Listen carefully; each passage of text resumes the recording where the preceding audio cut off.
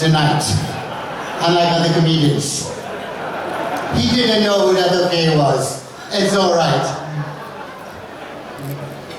I have to say that I'm very honored to be here. I realize there are a lot of people from different countries.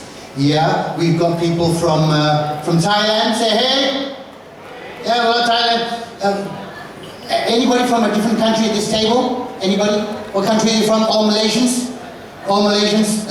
You sure? Some of you look like Singaporeans. No, they look like Singaporeans because they look like they didn't know what's going on. No. Anybody from Hong Kong? Anybody from Hong Kong? Yes? Hong Kong! Great! You are from Hong Kong. Fantastic. No, the reason I say that because I recently got back from Hong Kong. I did an international tour. I was in Hong Kong, the lady over there. Have you all been to Hong Kong? Say hey! Great. I got into Hong Kong, but I was very Malaysian. I walked along the streets and, you know, in Hong Kong people bump into you like, and I apologized. Malaysian, people bump into me, I apologize. Oh, sorry that you bumped into me. Oh, sorry that you bumped into me. And I had no clue. I walked into a shop. I picked something up and asked the person, how much is this? $20. I put it down. I was about to walk out. They got angry. In Hong Kong, if you don't buy it, they get angry. And I was shocked. I was shocked. My friend said, bro, you can't do that. In Hong Kong, you got to be aggressive. So the next day, I got aggressive. I walked into a shop with no plan of buying anything and just shouted at the shop owner, this one, I don't want to buy it. Get out! And I'm done. And they were like, that guy's good. That guy. The microphone's, yeah, that's Hong Kong supplied. They did not like this one. Is that all right? Yeah, okay, we'll keep going. Anyway, so my name is Harith Iskandar. I am from Malaysia, to those of you who don't know me, and I am very proud of being Malaysian. Are all the Malaysians here tonight very proud of being Malaysian? Woo! There we go, yeah. I was an international tour. I was in Hong Kong, Australia. I was actually in India as well with Papa CJ, who brought me over. India, as you know, a country of 1.2 billion people, and I was in New Delhi and Mumbai, and I got to say that, you know, there's a lot of poverty there. Anybody been to India? Yeah, you're in a car, you're stuck in a traffic jam, and they come knocking on the window, asking for money. Yeah, that's the police. And it's tough. But, and so I was also in Korea during the Asian Games. I don't know whether there are any Koreans here. I tell you what, okay, my show has not begun, all right? I'm just quickly running through the countries I went to. I was in Korea for the Asian Games.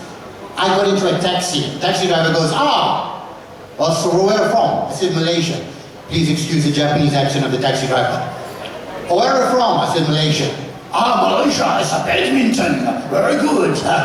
This was prior to the recent things in Chongwei now. But I said, Malaysia, yes, badminton, very good. And then you know what he said? Malaysia, sepak takraw. Very good. And I was like, right, you're Korean. What do you know about sepak takraw?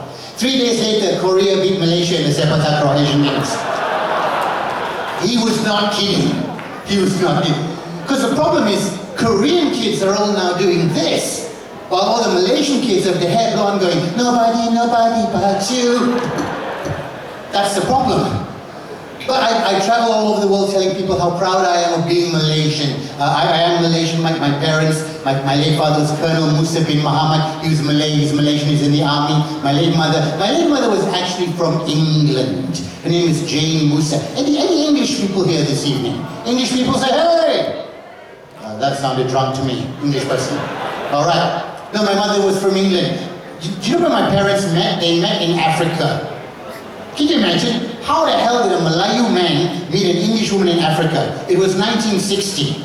There was a civil war in the Congo. The United Nations sent over some peacekeeping forces. My dad was in the army, Malaysian army. He went over as a colonel into the Congo. My mother was with the United Nations as a secretary. She went over into the Congo, and that's where they met. Now, here's where the story goes interesting, ladies and gentlemen.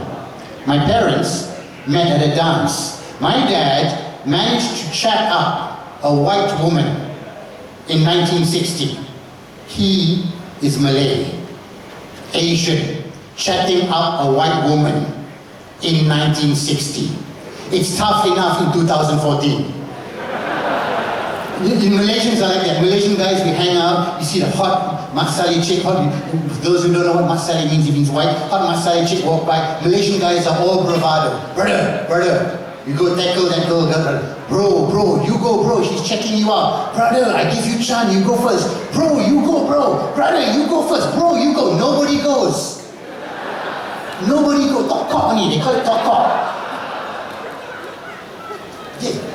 My dad managed to do it in 1960. You know what he did? He told me the story. They were having a dance. It was a nice dance. All the English girls were there. My dad, the army man, the colonel, walked into a room, saw the beautiful English girl. Without question, without a moment's notice, he just sashayed up to her. Sashayed up to her. He did not walk.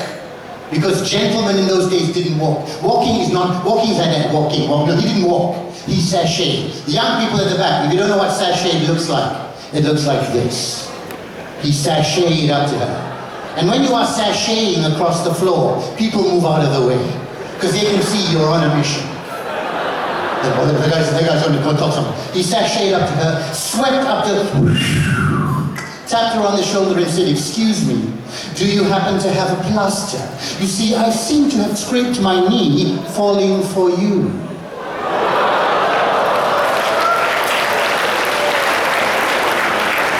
Even the cameraman put his camera down and was like, yeah. Cameraman, he was actually in the middle of taking a picture, put it down and was like, oh, I'm going to use that line.